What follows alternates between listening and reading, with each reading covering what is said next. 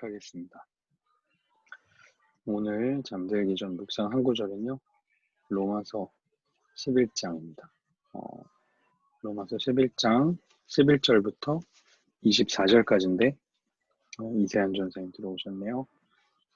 제가 읽고 지훈, 명중, 성규, 전도사님 이렇게 읽겠습니다.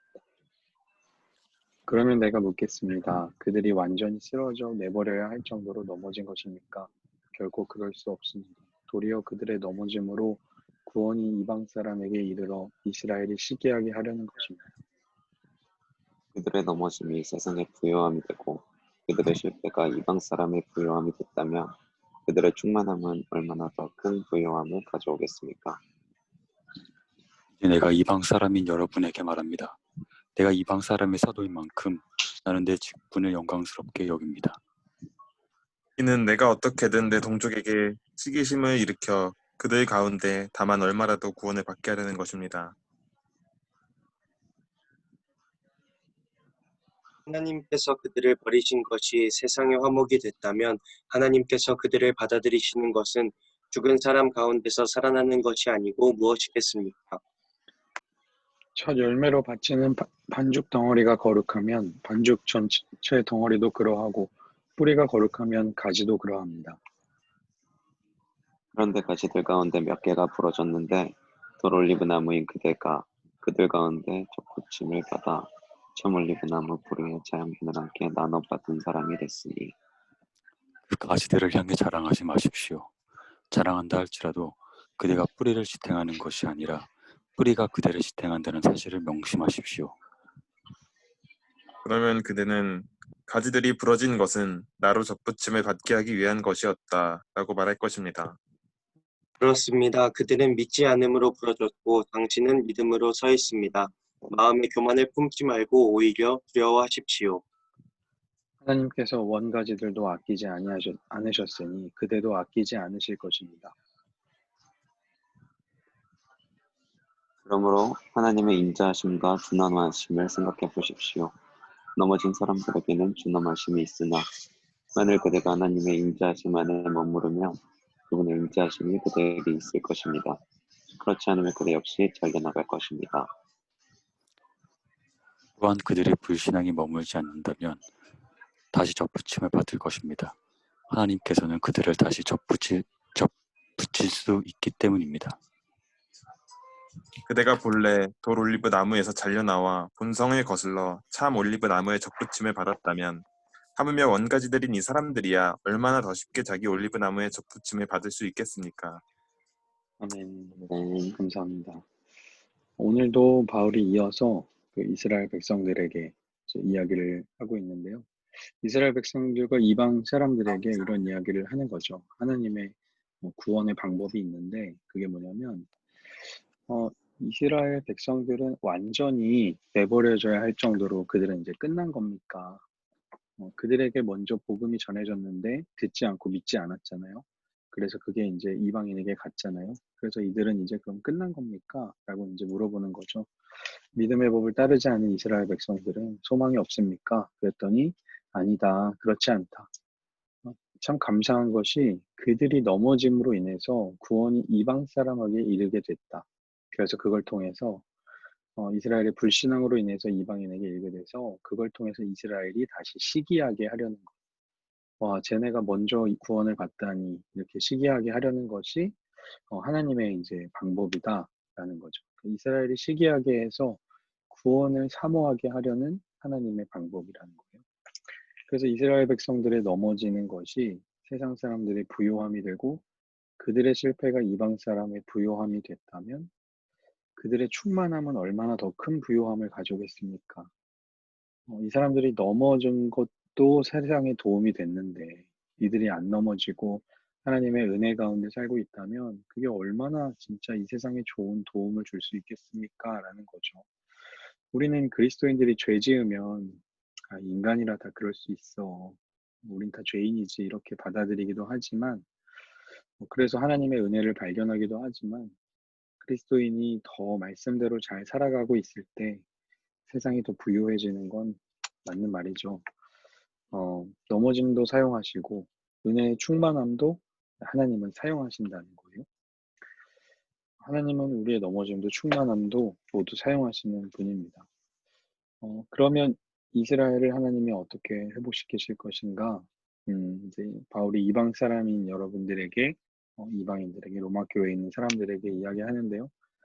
내가 어떻게든 내 종족에게 시기심을 일으켜서 그들 가운데 얼마라도 구원을 받게 하려는 것입니다.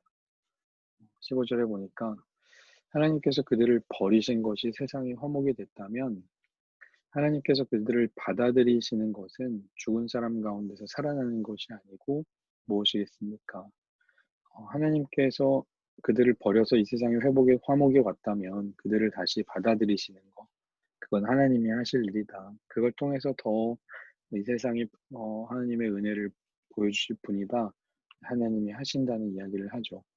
음. 그러면서 이제 가지와 뿌리에 대한 이야기를 합니다. 이제 이방 사람들에게 주의하라고 이야기를 하는데요. 첫 열매로 바치는 반죽 덩어리가 거룩하면 반죽 전체 덩어리도 그러하고 뿌리가 거룩하면 가지도 그러합니다. 그러니까 우리는 열매를 보면 그 뿌리와 줄기를 알 수 있는 거죠. 그런 이야기를 지금 하는 거예요. 그런데 사실 잘 생각해 보면 가지들 가운데 몇 개가 부러졌다. 부러진 가지는 이스라엘 백성들을 의미하는 거죠. 원래 그 나무에 붙어 있던 이스라엘 백성들이 부러져서 나가게 됐고 그 자리에 이방인들 돌 올리브 나무였던 그대가 이방 민족들이죠. 원래 그 나무에 붙어 있지 않았던 사람들인데 그들이 접붙임을 받아서 참 올리브 나무의 자양분을 함께 나눠받는 사람이 됐다는 거예요. 그러니까 믿음의 법으로 인해서 이 이방 사람들도 생명을 얻게 됐다는 거죠. 그러니까 너네가 그 가지들을 향해서 자랑하지 말라는 거죠. 너네가 나뭇가지가 나 저기 붙어야겠다 그래서 붙고 싶어서 붙는 게 아니고 내가 여기 매달려 있어야지 해서 매달려 있는 게 아니기 때문이에요. 왜냐하면 그대가 뿌리를 지탱하는 것이 아니고 뿌리가 그대를 지탱하고 있다는 사실을 명심하십시오. 자, 이방인들이 유대인들보다 먼저 우리가 구원을 받았으니까 우리가 대단한 거야.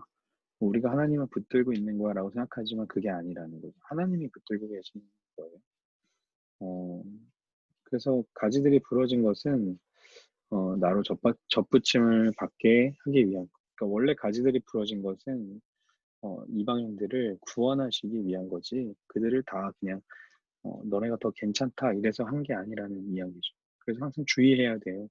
그래서 20절에 보니까 유대인들은 이스라엘 사람들은 믿지 않아서 부러졌고 당신은 믿음으로 서 있습니다. 믿음의 법으로 인해서 행위가 아니라 너희는 믿음의 법으로 인해서 서 있는 거다. 다시 주의하라는 거죠. 너네들이 행위 때문에 너네들 행위가 좀 괜찮아서 너네가 지금 선택받은 게 아니고 하나님의 구원을 너네가 먼저 그냥 경험한 것뿐이다. 믿음의 법으로 하나님께서 예수 그리스도를 통해서 그 믿음을 주신 그걸로 너네가 좀 먼저 갔을 뿐이다. 그러니까 교만하지 말고 하나님을 두려워해라 라는 겁니다. 믿음을 가진 사람들은 항상 가져야 하는 마음, 교만하지 말고 두려워하는 거죠. 하나님께서 원래 가지들도 아끼지 않고 치시니까 여기 접붙임 당한 것도 하나님 치실 수 있는 분이다 라는 거예요. 구원을 선물로 받은 우리들은요, 하나님을 두려워하고 겸손해야 합니다. 그래서 마지막으로 나무에 붙어 있는 게 그러면 어떤 겁니까? 라고 이제 이야기를 하는데요. 22절에 보니까 하나님의 인자하심과 준엄하심을 생각해 보세요. 하나님 때로는 준엄하시고 되게 또 인자, 사랑이 가득하시는 분이시거든요. 그런데 하나님의 인자하심 안에 머무르면 그분의 인자하심이 그대에게 있을 것입니다. 그러니까 우리가 나무에 붙어 있는다는 말은 다른 말로 표현하면 뭐냐면 하나님의 그 사랑, 넉넉하신 사랑 안에 머무르고 있는 거예요. 나무에 붙어 있기는요, 하나님의 인자하심 안에 머무는 거예요. 하나님의 사랑을 늘 묵상하는 거죠. 내가 대단해서 있는 게 아니고 저분이 날 사랑해 주셔서 내가 이렇게 오늘도 예수 그리스도의 사람으로 살아가는구나 라는 것을 기억하는 거죠. 행위의 법이 아니라 믿음의 법 안에 머무르는 겁니다. 그게 이제 우리가 살아가야 하는 방법이죠. 만약에 그들이 불신앙에 머물지 않는다면 유대인들도 다시 접붙임을 받을 것이고 하나님이 그들을 다시 접붙이실 것이다. 하나님이 다시 붙이시는 분이다 라는 이야기를 합니다. 24절에 보니까 원가지들인 이 사람들이 더 쉽게 자기 올리브 나무에 접붙임을 받을 수 있다. 다른 나무에 있는 사람들도 붙었는데 원가지는 당연히 더 잘 붙을 수 있다 라고 이야기를 하면서 이스라엘 백성을 하나님이 포기하지 않으신다 라는 이야기를 이제 하고 있습니다.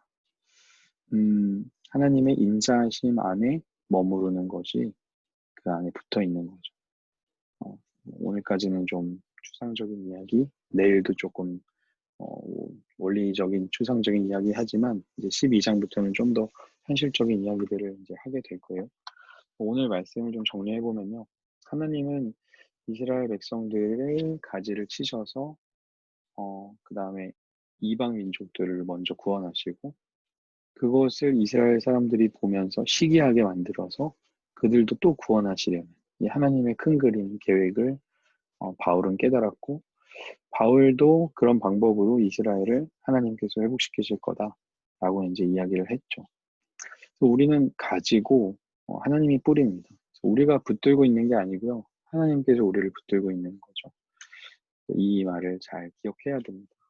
그래서 나는 하나님 포기하고 놀 것 같지만 하나님은 절대 우리를 쉽게 포기하지 않으시고 또 내가 대단해서 붙어 있는 게 아니고 하나님의 사랑이 넉넉해서 붙어 있는 거예요. 그래서 우리가 그 나무에 붙어 있을 수 있는 방법은요. 하나님의 그 사랑, 크신 사랑을 날마다 묵상하고 그게 진짜 나에게 주신 사랑이구나 라는 것을 날마다 깨닫는 거죠. 내가 붙어 있는 곳은 어디인가? 내가 나의 힘을 의지해서 붙어 있는가? 아니면 하나님의 인자하심 안에 머물러 있는가? 질문해보는 이 밤이 되면 좋겠습니다. 인자하심 안에 머무는 우리가 되기를 소망합니다. 네, 그 사이에 우리 혜연이, 자연이 들어왔네요. 반갑습니다. 기도하고 마치겠습니다. 하나님 감사합니다. 원래 다른 곳에 있어야 할 우리들을 하나님의 백성 삼아주시고 또 우리를 끝까지 붙들고 계시는 하나님의 사랑을 다시 한번 깨닫게 하여 주심을 감사합니다. 우리가 믿음을 얻게 된 것을 교만하지 말게 하시고 하나님이 알아서 다 해주시니까 우리는 우리 마음대로 살겠다는 그런 하나님을 두려워하지 않는 모습으로 살지 않게 하시고 날마다 겸손하게 하나님을 붙들고 또 두려움 가운데 살아갈 줄 아는 우리들 되게 하여 주셔서 무엇보다 하나님의 인자하심을 늘 묵상하고 그 안에 머물러 살아가는 우리들 될 수 있도록 인도하여 주옵소서. 감사드리며 예수님의 이름으로 기도합니다. 아멘. 수고하셨습니다. 감사합니다. 감사합니다. 감사합니다.